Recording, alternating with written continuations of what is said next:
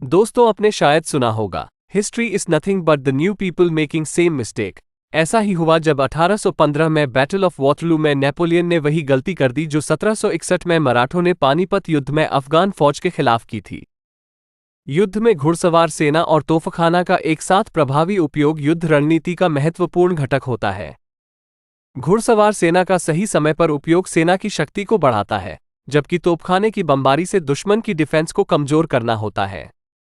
फिर घुड़सवार सेना तोपखाने की बौछार से उत्पन्न भ्रम का फायदा उठाएगी। 18 जून 1815 को लड़ी गई वॉटरलू की लड़ाई यूरोपीय इतिहास में एक महत्वपूर्ण क्षण था, जो नेपोलियन बोनापार्ट के सैन्य करियर के अंत और पूरे महाद्वीप में फ्रांसीसी नेतृत्व वाले साम्राज्य स्थापना करने के उनके सपने का भी अंत था। लड़ाई वर्तमान बेल्जियम के वॉटरलू शहर के पास हुई और जिसमें नेपोलियन की फ्रांसीसी सेना ब्रिटिश, प्रशिया, डच और अन्य सहयोगी सेना के खिलाफ तैनात थी।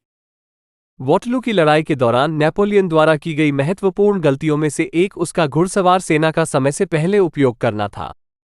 उनके पिछले अभियानों में घुड़सवार सेना एक दुर्जेय शक्ति थी, लेकिन इस लड़ाई में सही समय तक अपनी घुड़सवार सेना को रोकने के बजाय नेपोलियन ने उन्हें लड़ाई में बहुत पहले ही उतार दिया, जिससे सहयोगी पैदल सेना को रक्षात्मक वर्ग बनाने की अनुमति मिल गई जो घुड़सवार सेना के आक्रमण का सामना कर सके।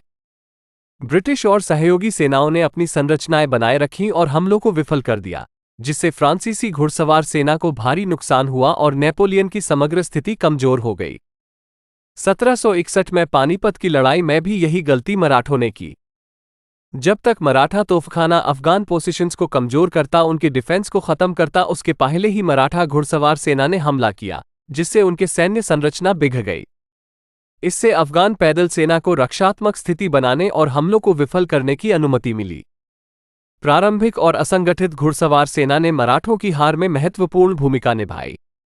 ऐतिहासिक उदाहरणों से हमें यह सीखने को मिलता है कि युद्ध में समयबद्धता और सटीक रणनीति का महत्व कितना होता है। जिसका उपयोग सही तरीके से किया गया हो वो सेना को विजयी बना सकता है, जबकि असमय और असंगठित रणनीति असफलता का कारण बन सकती है।